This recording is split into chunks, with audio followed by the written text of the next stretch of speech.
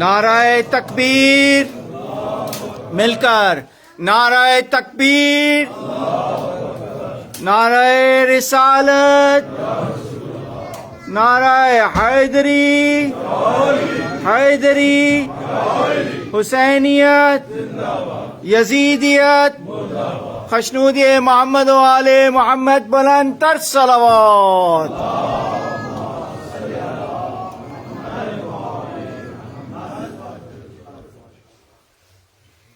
ماشاء اللہ لا حول ولا قوة الا باللہ العلی العظیم۔ بسم اللہ الرحمن الرحیم۔ الحمد للہ رب العالمین بارئ الخلائق اجمعین، والصلاة والسلام على العبد المؤيد الرسول المسدد المصطفى الأمجد محمود الأحمد أبي القاسم محمد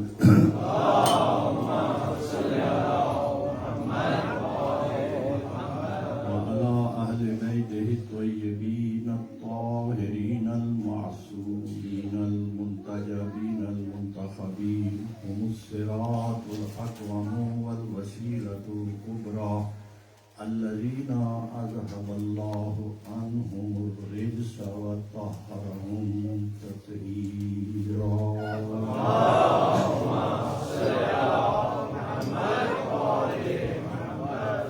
أما بعد، فقد قال رسول الله صلى الله عليه وآله وسلم: حسين مني وأنا من الحسين، أحب الله من أحب حسينا۔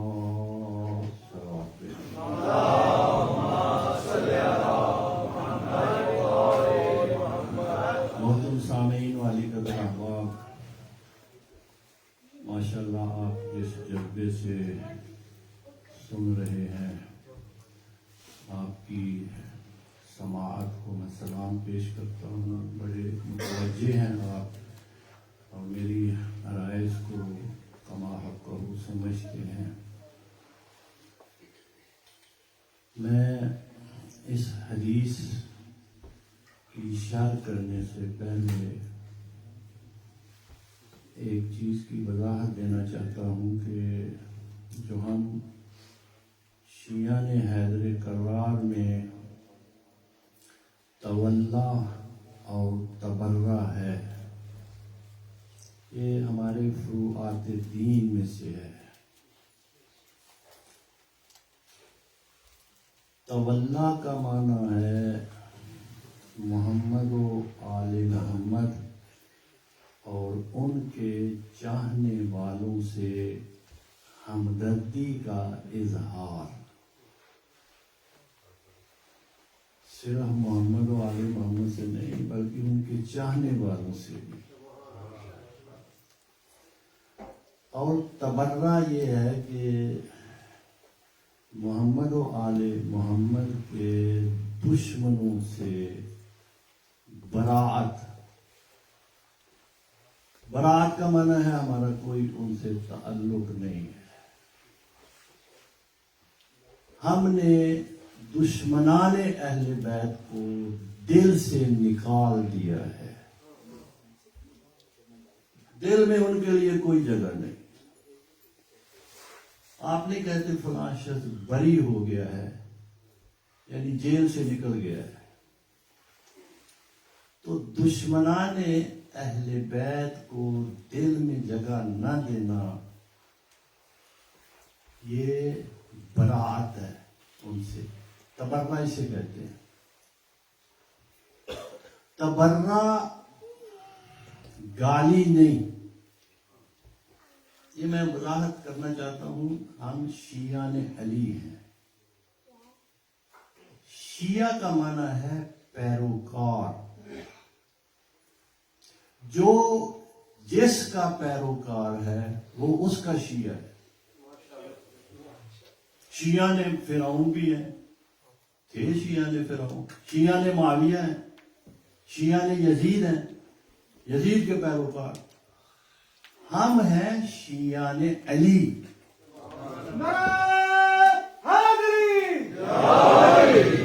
ہم مولا علی کے پیروکار ہیں. مولا علی سے ہمارا تشخص ہے.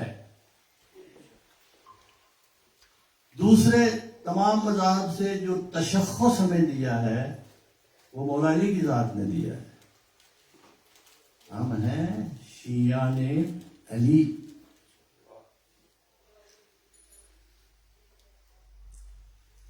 یہ بعض لوگ جو ہیں وہ مثلا تبرے کو گالی سمجھ لیتے ہیں. تبرہ کی گالی نہیں ہے. تبرہ گالی دینا اسلام میں جائز نہیں ہے. حتیٰ کہ روایت میں ہے کتے کو بھی گالی نہ دو. گالی کی اصطلاح اسلام میں نہیں ہے. گالی دینا بالکل جائز نہیں ہے. قرآن مجید نے ہمیں یہ فرمایا کہ تم بت پرستوں کے بتوں کو بھی گالی نہ دو، اس لیے کہ وہ جواب میں تمہارے حق خدا کو برا بھلا کہیں گے. تو گالی تو نہیں ہے. اب یہ جو مثلا مومنین ایک دوسرے کو گالی دیتے ہیں، گھروں میں بعض دفعہ گالیاں نکالتے ہیں سڑکوں پر، یہ کس کے پیروکار ہے؟ گالی تو ہے ہی نہیں اسلام میں. دیکھیں مولا علی علیہ السلام جب جنگ صفین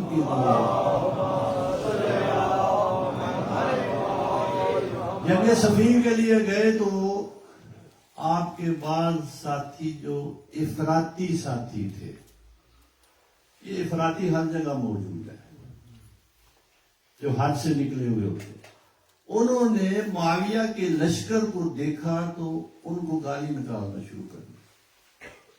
مولا کو اس کا علم ہوا تو مولا نے انہیں کہا کہ تم ان کو گالی نہ دو. ہمارا ان سے مقابلہ ہے، ہم لڑیں گے، مقابلہ کریں گے.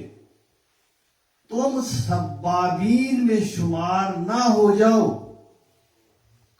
سب کہتے ہیں گالی دینے کو. تم سبابین میں، یہ نہج البلاغہ میں مولا نے فرمایا کہ تم سبابین میں شمار نہ ہو جاؤ.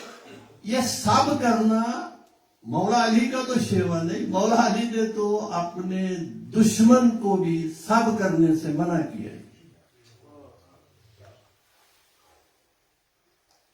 یہ سب کرنا دشمنان علی کا شیوا ہے. معاویہ نے مولا علی کو سب کیا، منبروں سے گالیاں دلواتا تھا مولا امیر المومنین کو. تو یہ گالی دینا یہ شیعہ نے معاویہ کا کام تو ہو سکتا ہے، شیعہ نے علی کا نہیں. ہم شیعہ نے علی ہیں، ہمارا افتخار ہے، ہم مفتخر ہیں اس بات پر کہ ہم علی کے شیعہ ہیں.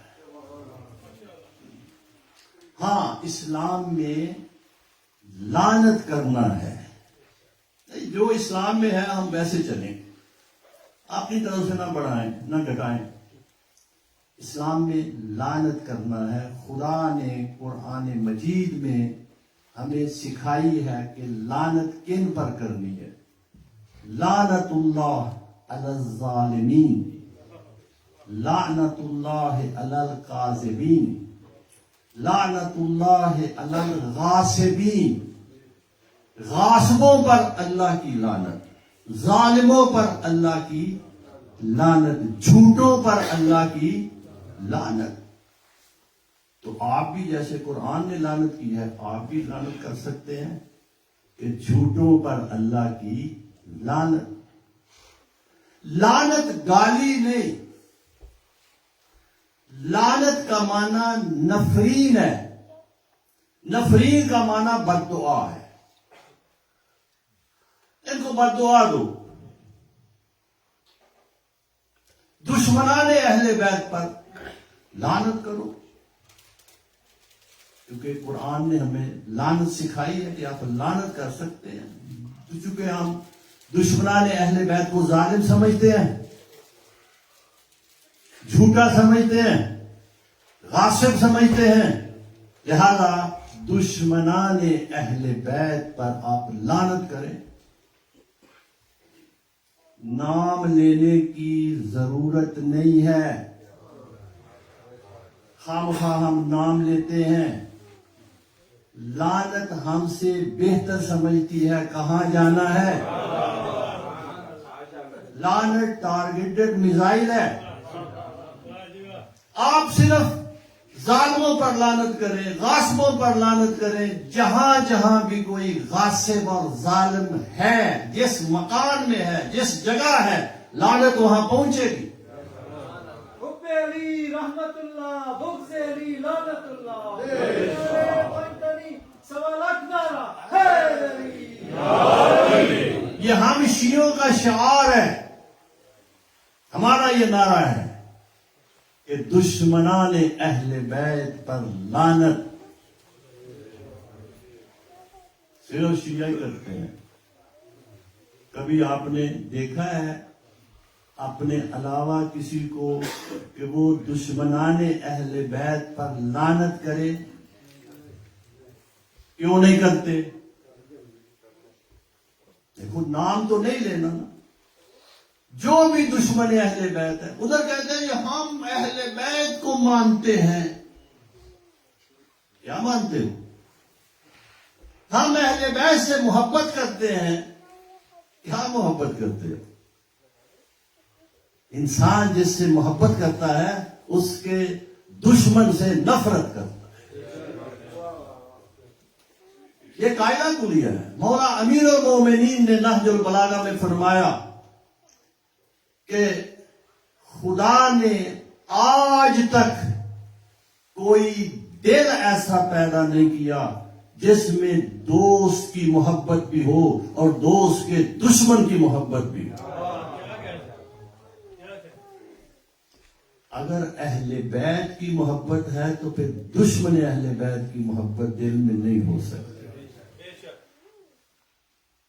اہل بیت کا جو محب ہے، اگر رتی بھر بھی، ذرہ بھر بھی اس کے دل میں دشمن اہل بیت کی محبت ہو تو وہ محب اہل بیت نہیں ہے. اس کی محبت قبول ہی نہیں کی جائے گی.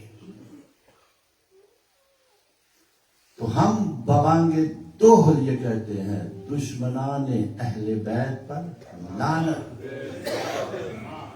اس لیے کہ ہم اہل بیت سے محبت رکھتے ہیں. یہ ہمارا شعار ہے، یہ ہمارا ایمان ہے. تو عزیزو، آج کے بعد دشمنان اہل بیت پر صرف لعنت کریں. کوئی دوسری بات، کوئی گالی گلوچ نہ دیں. ہم دیتے بھی نہیں ہیں.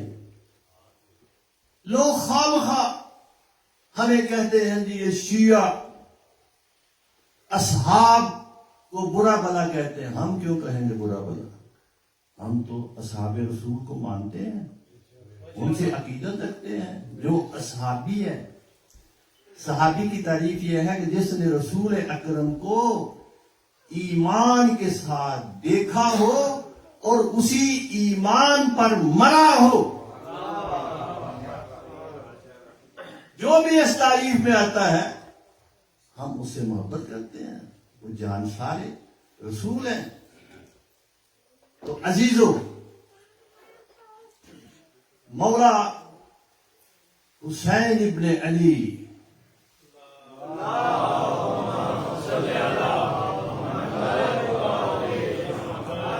کے بارے میں رسول گرامی اسلام نے ان کا تعارف کرایا ہے. میں اس حدیث کی شرح کرنے سے پہلے ایک چیز اور آپ کی خدمت میں عرض کرنا چاہتا ہوں کہ یہ جو مولا حسن اور مولا حسین علیہ السلام کی شہادت ہوئی ہے، اس پر اہل تسنن کے ایک عالم دین نے کتاب لکھی ہے، سر الشہادتین۔ یہ شاہ عبد العزیز محدث دہلوی، انہوں نے یہ ایک کتاب لکھی ہے، سر الشہادتین، دو شہادتوں کا راز کیا ہے۔ وہ دو شہادتیں کس کی ہے؟ مولا حسن کی شہادت اور مولا حسین کی شہادت۔ اس کا وہ راز بیان کرتے ہیں کہ راز کیا ہے، کیوں یہ شہزادے شہید ہوئے۔ وہ اپنی کتاب میں لکھتے ہیں کہ چونکہ شہادت کا مقام سب سے بلند ہے،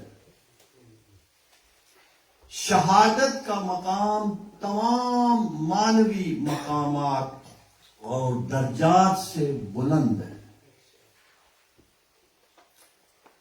لیکن اس مقام شہادت پر رسول اکرم صلی اللہ علیہ وآلہ وسلم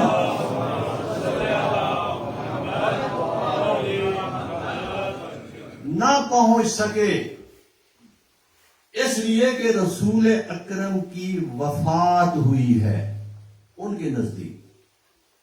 ہم رسول کو بھی شہید مانتے ہیں، یعنی یہودیہ نے زہر دیا تھا رسول اکرم کو، ہمارے نزدیک تو وہ شہید ہیں، لیکن ان کے نزدیک رسول اکرم کی وفات ہو گئی، شہادت نہ ہوئی، اور اس وفات کی وجہ سے رسول اکرم اس بلند درجے پر جو سب سے بلند ہے، بعض انبیاء کی بھی شہادت ہوئی ہے، اور وہ انبیاء جن کی شہادت ہوئی ہے وہ اس بلند درجے پر فائز ہو گئے، لیکن رسول اکرم جو خاتم النبیین ہیں ان کی شہادت نہیں ہوئی، لہذا ان کی وفات ہو گئی، تو وہ اس بلند درجے پر نہ پہنچ سکے۔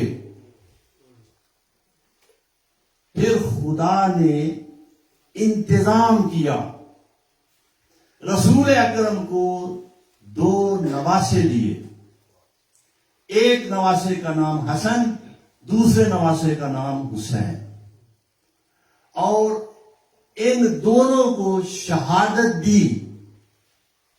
شہادت کی دو قسمیں ہیں، شہادت سری اور شہادت جہری۔ سری شہادت زہر سے ہوتی ہے، جہری شہادت تلوار سے ہوتی ہے۔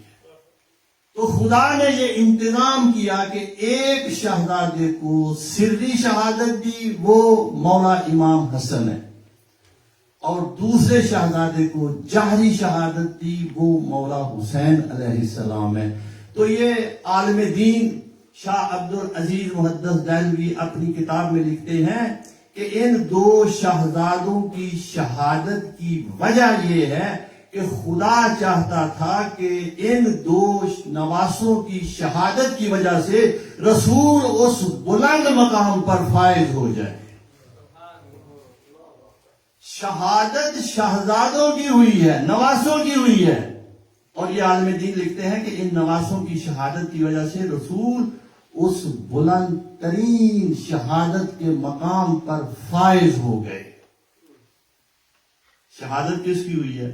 نواسوں کی۔ اس مقام پر فائز کو کن کو کر رہے ہیں؟ رسول اکرم کو۔ تو یہ خلاصہ ہے اس کتاب کا، سر الشہادتین، دو شہادتوں کا راز۔ تو راز یہ ہے کہ ان کی شہادت کی وجہ سے رسول اکرم اس مقام شہادت پر فائز ہو گئے، ان کو وہ مقام مل گیا۔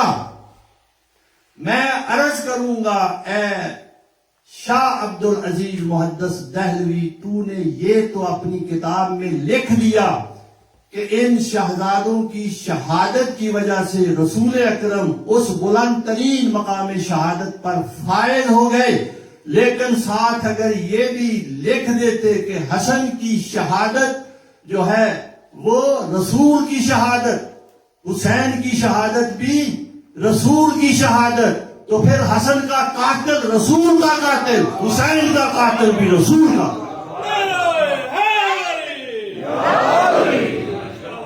اور جو قاتل رسول ہو اسے رضی اللہ نہیں کہہ سکتا۔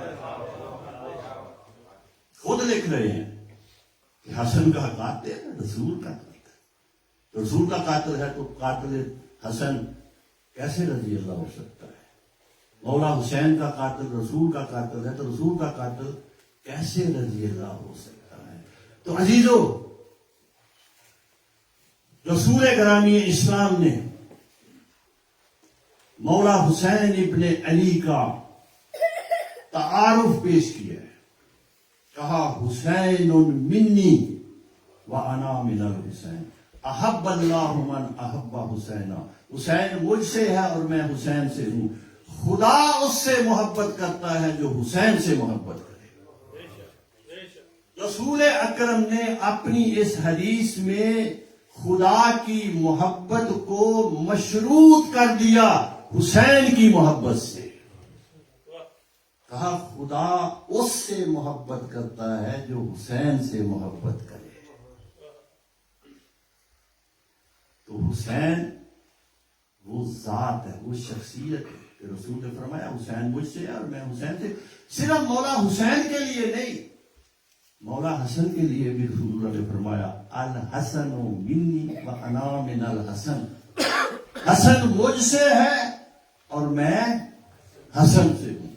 صرف مولا حسن اور مولا حسین کے لیے نہیں، بلکہ جب رسول اکرم نے زیر قصا لیا ان چار ہستیوں کو، جب یہ 5 تن قصا کے نیچے آ گئے تو وہاں رسول اکرم نے ایک دعا کی، اللہم انا ہؤلاء اہل بیتی وخاصتی وحامتی لحمہم لحمی ودمہم دمی یولمنی ما یولمہم ویحزننی ما یحزنہم انا حرب لمن حاربہم وسلم لمن سالمہم وعدو لمن عاداہم ومحب لمن احبہم اللہم انہم منی وانا منہم۔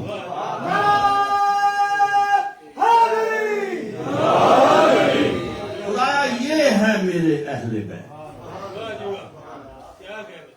جو ان کا دشمن وہ میرا دشمن، جن نے اس سے صلح کی اس نے مجھ سے صلح کی، ان کا خون میرا خون، جو ان سے ناراض وہ مجھ سے ناراض۔ خدایا یہ ہے میرے اہل بیت۔ عظمت محمد و آل محمد بلند تر صلوات۔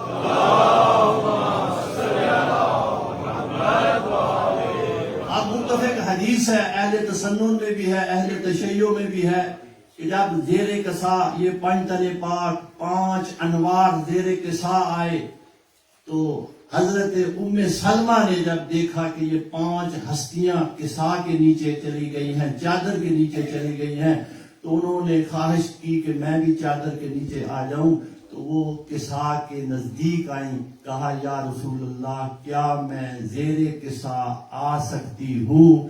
تو رسول اللہ نے فرمایا انت علی الخیر، تو ہے بہت اچھی لیکن ان کے ساتھ شامل نہیں ہو سکتی۔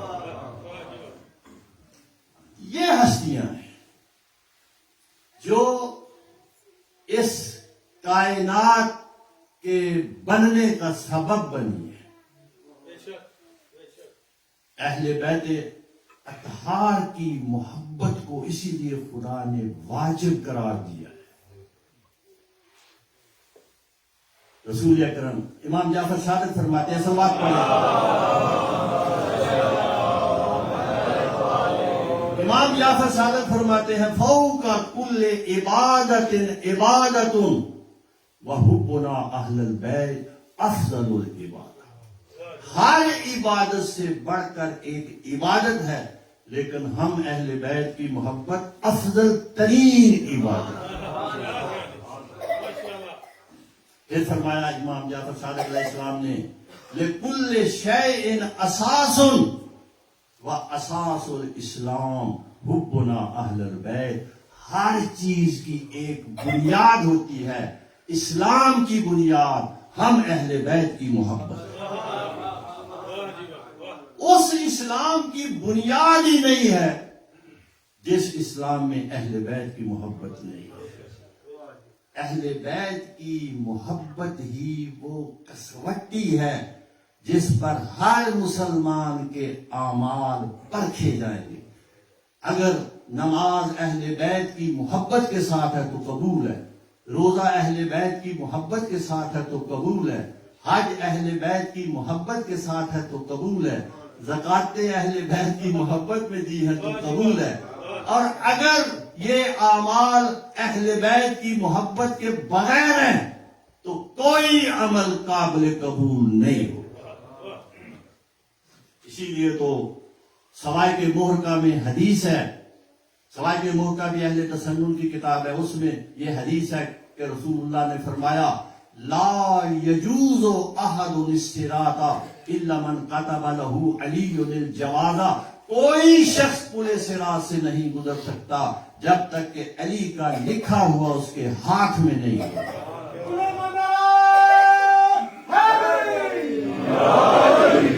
یہ جنت کی ٹکٹ مولا امیر المومنین دیں گے، یہ رسول کا فرمان ہے۔ یہ پاسپورٹ تو سب کے پاس ہوتا ہے نا، لیکن یہاں وہی آئے گا جس پاسپورٹ پر اس کا ویزا لگا ہو اس ملک کا۔ پاسپورٹ تو سارے پاکستانی رکھتے ہیں، لیکن آئے گا وہی جس کے پاسپورٹ پر ویزا ہوگا۔ اعمال سب رکھتے ہیں، سب مسلمان اعمال کرتے ہیں، لیکن جنت میں وہ جائے گا جو اہل بیت سے محبت کرتا ہے۔ اسی لیے رسول اللہ نے فرمایا یا علی انت میزان الاعمال، اے علی تو اعمال کا ترازو ہے، اعمال علی کی محبت پر تولے جائیں گے۔ تو عزیزو، رسول کرامی اسلام نے مولا حسین ابن علی کا تعارف پیش کیا، کہا حسین منی وانا من الحسین، حسین مجھ سے ہے اور میں حسین سے۔ ظاہر ہے کہ ہر نواسا اپنے نانے سے ہوتا ہے، لیکن ایک نانا اپنے نواسے سے کیسے ہو سکتا ہے؟ یہ تو ٹھیک ہے کہ حسین مجھ سے ہے۔ عزیزو، اس کو سمجھنے کے لیے ایک مقدمہ تھوڑا سا عرض کرتا ہوں تاکہ مطلب آپ تک پہنچ جائے۔ کسی شخصیت کا اگر تعارف پیش کرنا ہو تو تعارف یا نسب سے ہوتا ہے یا حسب سے ہوتا ہے۔ نسب خاندان کی جانب سے آتا ہے، یہ فلاں ابن فلاں ہے، تو نسب خاندان کی جانب سے آتا ہے۔ حسب کیا ہے؟ حسب ذاتی جوہر، ذاتی کردار، ذاتی فعالیت، ذاتی کمال جو شخص حاصل کرتا ہے اسے حسب کہتے ہیں۔ مثلا ایک شخص کا تعارف کرانا ہو نسب کے اعتبار سے تو ہم کہیں گے یہ فلاں ابن فلاں ہے، یہ بھی تعارف کا ایک طریقہ ہے۔ لیکن ہم نے اگر حسب سے تعارف کرانا ہو تو ہم کہیں گے یہ فلاں پوسٹ پر فائز ہے، یہ ایس پی ہے، یہ ڈی ایس پی ہے، یہ صدر ہے، یہ وزیر اعظم ہے۔ نام نہیں لیا، فلاں ابن فلاں نہیں کہا، صرف اس کی پوسٹ کو ذکر کیا۔ یہ جو پوسٹ انسان حاصل کرتا ہے اپنی فعالیت سے، اپنے کردار سے، اس کو حسب کہتے ہیں۔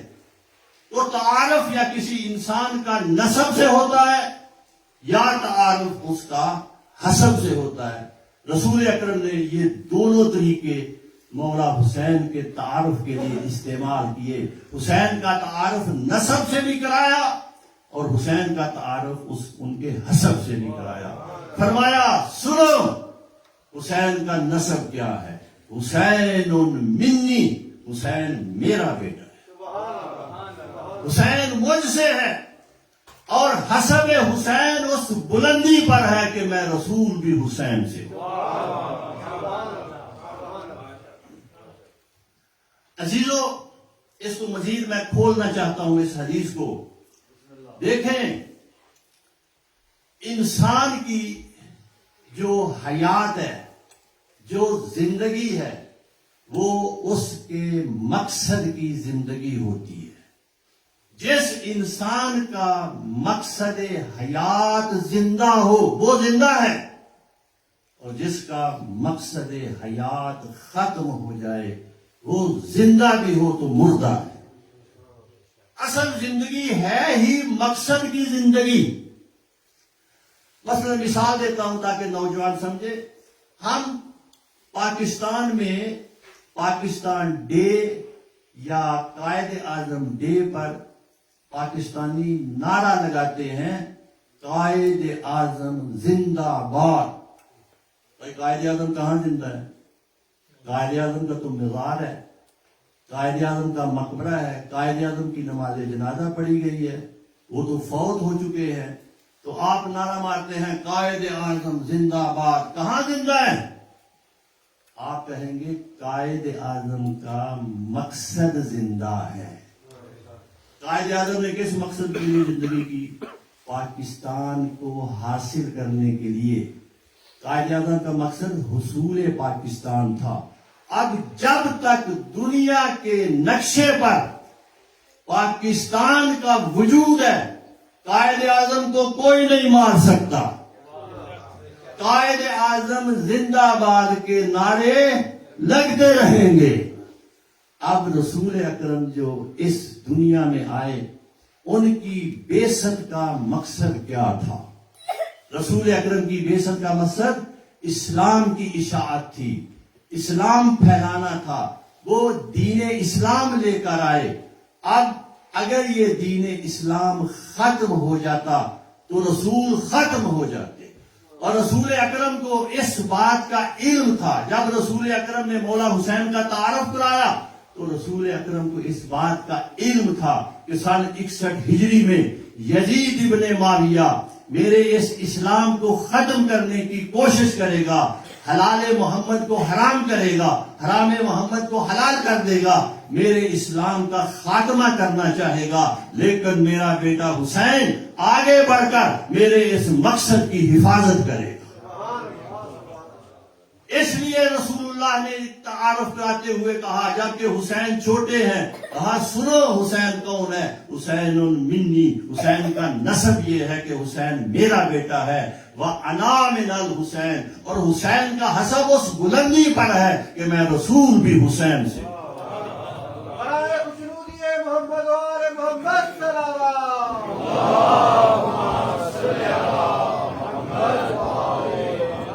تو مولا حسین ابن علی نے کربلا میں کوئی معمولی کارنامہ انجام نہیں دیا. کربلا میں مولا حسین ابن علی نے رسول کو حیات بخش دی، رسول کو زندہ کر دیا. اسی لیے راہ کوفہ و شام میں جب ایک شخص نے مولا امام زین العابدین سے یہ سوال کیا، مولا امام زین العابدین سے اس شخص نے سوال کیا مولا اس کربلا کی جنگ میں من غلبہ، کون جیتا ہے، کس نے فتح پائی ہے؟ تو امام نے جواب دیا کہ تھوڑی دیر کے بعد آنا. وہ تھوڑی دیر کے بعد آیا تو اذان ہو رہی تھی. مولا نے فرمایا تو نے سوال کیا ہے کہ کربلا میں کون جیتا ہے، کس نے فتح پائی ہے، سن یہ جو اذان ہو رہی ہے یہ اذان نہیں، یہ ہم اہل بیت کی کامیابی کا اعلان ہے. اہل بیت نے اسلام بچایا، دین بچایا. عزیزو، مولا حسین ابن علی فاتح ہیں کربلا کے. یہ فتح و شکست کا معیار یہ نہیں ہوتا کہ کوئی غلبہ پالے ظاہری طور پر تو وہ فاتح ہے، نا. فتح و شکست کا معیار یہ ہے کہ جو اپنے مقصد میں کامیاب ہو جائے وہ فاتح ہوتا ہے، اور جو اپنے مقصد میں ناکام ہو جائے وہ شکست ہوتا ہے. یزید مولا حسین سے کیا چاہتا تھا؟ یزید مولا حسین ابن علی سے بیعت لینا چاہتا تھا. اگر تو یزید مولا حسین سے بیعت لینے میں کامیاب ہو گیا تو یزید فاتح ہے، اور اگر وہ بیعت لینے میں ناکام رہا تو حسین فاتح ہے۔ حسینیت زندہ باد، حسینیت زندہ باد، یزیدیت مردہ باد، یزیدیت مردہ باد۔ پانچ نعرے، پانچ تنی، سوا لاکھ نعرہ ہے نبی، آواز بلند تر صلوات۔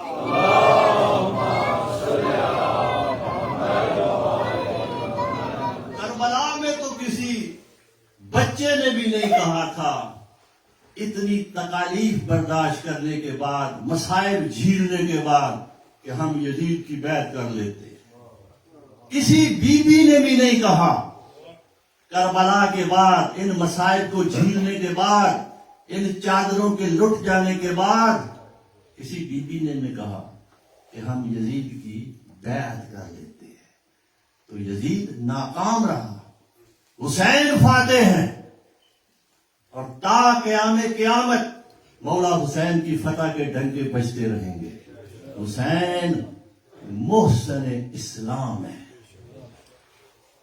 یہ تو ہر مسلمان کو چاہیے کہ وہ مولا حسین کی یاد کو تازہ کرے، ان کے کارناموں کو پیش کیا جائے، یہ مجالس برپا کی جائے ماہ محرم میں۔ صرف شیعوں کا کام تو نہیں ہے، اسلام صرف شیعوں کا ہے۔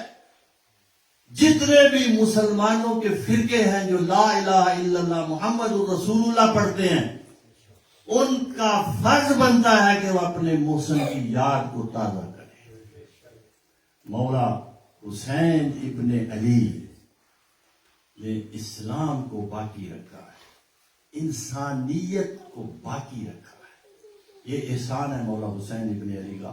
عزیزو، جب یزید مولا حسین سے بیعت کا مطالبہ کر رہا تھا تو اس وقت اکثریت بیعت یزید کر گئی۔ بہت تھوڑے لوگ تھے، مولا حسین تھے، ان کے چند صحابہ تھے، ان کے اعزہ تھے، جنہوں نے یزید کی بیعت سے انکار کیا۔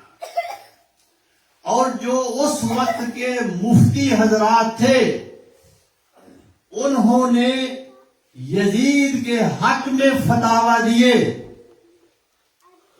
مولا حسین علیہ السلام کو نعوذ باللہ ان مفتیان نے باغی قرار دیا۔ اکثریت جتنے بھی اصحاب تھے، بڑے بڑے بوڑھے بوڑھے، یا ان اصحاب کی اولاد تھی، انہیں ہم کہتے ہیں اصحاب زادے۔ تو اصحاب اور اصحاب زادوں کی اکثریت نے بیعت یزید کر لی۔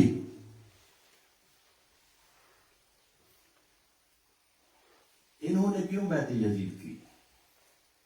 ان کو نہیں پتا تھا کہ حسین علیہ السلام رسول کا نواسہ ہے، حسین علیہ السلام نمائندہ اسلام ہے۔ کیا ان مسلمانوں کو اس کا علم نہیں تھا؟ علم تھا، لیکن ان مفتیوں کے فتووں کی وجہ سے اور اس پراپوگنڈے کی وجہ سے وہ سمجھتے تھے کہ حسین غلط ہے، نعوذ باللہ، اور یزید حق پر ہے۔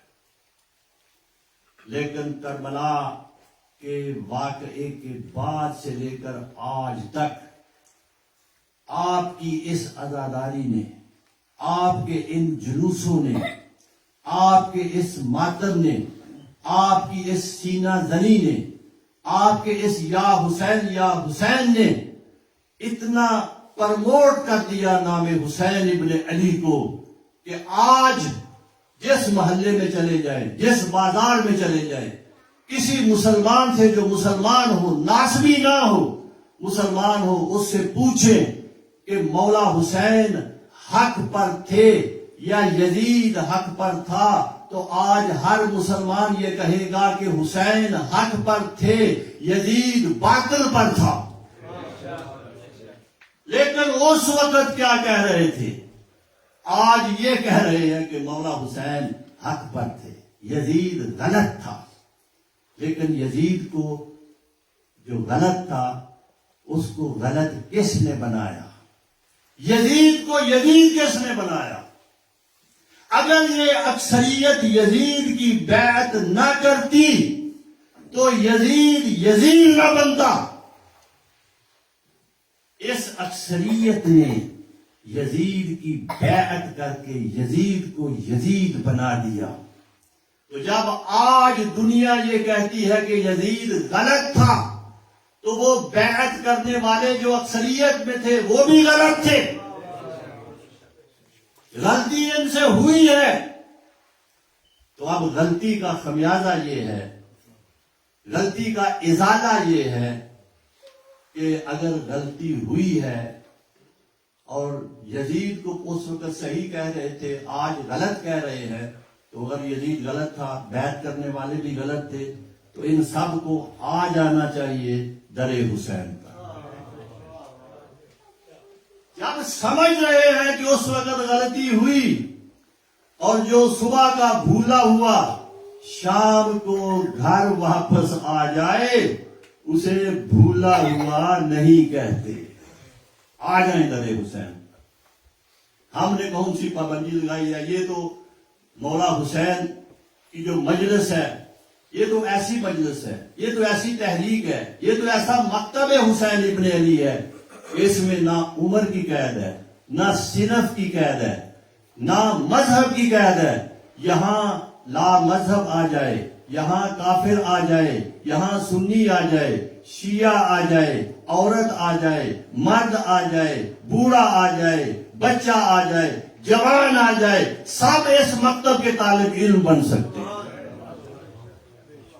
اتنی آزادی ہے مولا حسین ابن علی کے مکتب میں. جو بھی آ جائے مولا اس کو قبول کرتے ہیں. مولا نے تو اس آسی کو بھی قبول کر لیا جس نے مولا حسین کا راستہ روکا تھا. یہ ہور جو ہے سب سے پہلی غلطی تو اس نے کی تھی نا، مولا حسین کے گھوڑے کی لگام میں ہاتھ ڈالا، مولا کے قافلہ روکا اور قافلے کو روک کر لے گیا کربلا کی زمین کی طرف. آسی تھا، گنہگار تھا، بیویوں کے دلوں کو دکھایا ہے ہور نے.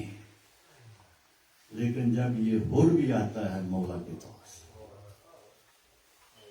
تاریخ میں لکھا ہے کہ ہور شب عاشور پریشان تھا. کبھی باہر نکلتا ہے، خیموں میں العطش کی آواز سنتا ہے بچوں کی، ٹھہر نہیں پا رہا خیمے میں. اس کا ایک سپاہی کہتا ہے کہ اے ہور کیا تو جنگ سے گھبرا رہا ہے؟ کہنے لگا نہیں، میں جنگ سے نہیں گھبرا رہا، میں اپنے آپ کو جنت اور جہنم کے مابین کھڑا دیکھ رہا ہوں. میں فیصلہ نہیں کر پا رہا کہ جنت میں جاؤں یا جہنم میں جاؤں. تو آخر فیصلہ کرتا ہے، مولا کے خیام کی طرف آتا ہے. ممکن ہے اس نے اپنے ہاتھ باندھ لیے ہو. مولا کے پاس آتا ہے، ایک جملہ کہتا ہے، مولا حل لی توبہ، کیا میری توبہ قبول ہو سکتی ہے؟ لیکن اس نے سوالیہ انداز اختیار کیا ہے. سوالیہ انداز کا یہ فائدہ ہوتا ہے کہ اگر کوئی مثبت جواب نہ بھی دے تو پھر بھی انسان شرمندہ نہیں ہوتا. جیسے آپ کو کسی سے کام ہو تو آپ کہتے ہیں یار میرا یہ کام ہو سکتا ہے. اگلا کہے یہ ہو سکتا ہے تو ٹھیک ہے، اگر کہے نہیں ہو سکتا تو کوئی مسئلہ نہیں ہے. تو اس نے بھی سوالیہ انداز اختیار کیا، مولا حل لی توبہ. وہ سمجھتا تھا میں بہت گنہگار، پتہ نہیں میری توبہ قبول ہوگی یا نہیں ہوگی. تو اس نے سوالیہ انداز اختیار کیا، حل لی توبہ، مولا میری توبہ قبول ہو سکتی ہے لیکن آپ کے امام کریم ابن کریم امام نے ایسا جواب دیا کہ ہور کو احساس گناہ بھی نہیں ہونے دیا. اس کو یہ احساس نہیں ہونے دیا کہ وہ گناہگار ہے. مولا نے جواب میں کہا انتا حرٌ فی الدنیا والآخرہ، تو دنیا میں بھی آزاد ہے آخرت میں بھی آزاد ہے۔ لائے کوئی کائنات میں حسین ابن علی جیسا امام جو دنیا میں جنت دے دے۔ یہ اہل بیت ہے، یہ سرداران جنت ہے۔ تو مولا نے تو وہاں تقسیم کی ہے جنت، یہ کشتی نجات ہے۔ جتنے بھی ساتھی آپ کے تھے ان کو مولا حسین نے نجات دی ہے، مدد کی ہے انہوں نے، لیکن مولا نے ان سب کو نجات دی۔ اب مولا سے اجازت طلب کرتا ہے کہ مولا میں سب سے پہلے آپ پر قربان ہونا چاہتا ہوں۔ مولا نے کہا ہوگا کہ اور اس وقت آئے ہو جب ہم تیری مہمانی نہیں کر سکتے۔ مولا نے کہا کہ مولا مہمانی یہی ہے کہ مجھے آپ فدا ہونے کی اجازت دے دیں۔ جاتا ہے اور مولا پر فدا ہوتا ہے، گرتا ہے تو ہور کے لاشے پر مولا نے علی اکبر کو نہیں بھیجا، قاسم کو نہیں بھیجا، خود نفس نفیس مولا ہور کے لاشے پر گئے ہیں اور ہور کو لائے ہیں خیموں میں۔ اب یہاں پر عزیزوں میں ایک تاریخی واقعہ عرض کرنا چاہتا ہوں اور ختم کرتا ہوں آپ کی زحمت کو۔ ہور کے بارے میں بعد میں مشہور ہوا، لوگ کہنے لگے پتہ نہیں ہور کی توبہ قبول ہوئی ہے یا نہیں ہوئی۔ ہور چلا تو گیا تھا مولا حسین کے پاس، پتہ نہیں توبہ قبول ہوئی ہے یا نہیں ہوئی۔ تو ایک صفوی بادشاہ تھا، وہ جب کربلا آیا ہور کے مقبرے پر گیا، اس کے ساتھ کچھ سپاہی تھے، اس کو بھی یہی شک تھا کہ پتہ نہیں ہور کی توبہ قبول ہوئی ہے یا نہیں۔ تو اس نے کہا کہ ہور کی قبر کو کھول لیتے ہیں، دیکھتے ہیں اگر ہور کا لاشا تر و تازہ ہوا تو سمجھ جائیں گے کہ ہور کی توبہ قبول ہو گئی، اور اگر اس کی لاش کو کیڑے مکوڑے کھا چکے ہوں گے تو پھر ہور کی توبہ قبول نہیں ہوئی۔ تو اس نے حکم دیا کہ تعویذ قبر کو کھولا جائے۔ ہور کی قبر کے تعویذ کو کھولا گیا، کیا دیکھا؟ ہور کا لاشا تر و تازہ موجود ہے، اور ہور کے سر پر ایک رومال بندھا ہوا تھا۔ اس نے تاریخ میں پڑھا تھا کہ مولا حسین نے یہ ہور کے سر پر رومال اس وقت باندھا تھا جب ہور کے سر کا خون بند نہیں ہو رہا تھا۔ تو مولا کے پاس اپنی ماں زہرا کا رومال تھا، مولا نے اپنے اس مہمان کو رومال اس کے سر پر باندھا۔ انہوں نے دیکھا اس بادشاہ نے کہ ہور کے سر پر رومال بندھا ہوا ہے۔ اس نے تاریخ میں پڑھا تھا کہ یہ رومال مولا حسین کی والدہ کا، جناب فاطمہ زہرا کا ہے۔ تو اس نے تھوڑا سا کہا کہ لالچ کیا کہ یہ رومال بڑا متبرک ہے، بی بی کے ہاتھوں کا مسجورہ رومال ہے۔ لہذا اس نے اپنے سپاہیوں سے کہا کہ ہور کا یہ سر کا رومال کھول لے، میں ساتھ لے جانا چاہتا ہوں۔ جو ہی رومال کو کھولا گیا، ہور کے سر سے تازہ خون جوش مار، انہوں نے مٹی ڈالی، خون بند کرنے کی کوشش کی لیکن خون بند نہ ہوا۔ وہ مجبور ہو گئے کہ ہور کے سر پر دوبارہ وہ رومال باندھ دیا جائے۔ تو ہور نے تو اپنی شہادت کے بعد بھی مولا کا دیا ہوا تحفہ جانے نہیں دیا۔ وما علینا الا البلاغ الہی بحق فاطمہ و ابیہا و بعلہا و بنیہا و صدر المستودع فیہا تصلیہ علی محمد و آل محمد۔ خدایا ہماری اس قریب سی عبادت کو اپنی بارگاہ میں قبول و منظور فرما۔ واللہ ہر مومن مومنات کی نیک دلی حاجات کو پورا کرو، بالخصوص حاضرین کی نیک دینی و دنیاوی حاجات کو پورا کرو۔ واللہ کربلا کے شہیدوں کے صدقے ہم سب کے صغیرہ اور کبیرہ گناہوں کو معاف فرما۔ واللہ ہم سب کے رزق میں وسعت عطا فرما، کاروبار میں برکت عطا فرما، واللہ بحق محمد و آل محمد جو حاضرین میں سے مریض ہیں ان سب مرضا کو صحت کلی و کاملہ فاجرہ عطا فرما واللہ بحق محمد و آل محمد حاضرین میں سے جو بھی پریشان حال ہے ان کی پریشانی کو دور فرما واللہ بحق محمد و آل محمد ہم سب کو قیامت کے دن شفاعت محمد و آل محمد نصیب فرما عزاداری مولا حسین ابن علی کو اسی طریقے سے ہمیں قائم و دائم رکھنے کی توفیق عطا فرما واللہ ان تمام حاضرین کے رزق میں وسعت عطا فرما کاروبار میں برکت عطا فرما ہمیں اپنے سوا کسی کا محتاج نہ بنا واللہ ہم سب کے مرحومین کو شہداء کربلا کے ساتھ محشور فرما ربنا تقبل منا انك انت السميع العليم وتب علينا انك انت التواب الرحيم رب صل على محمد وآله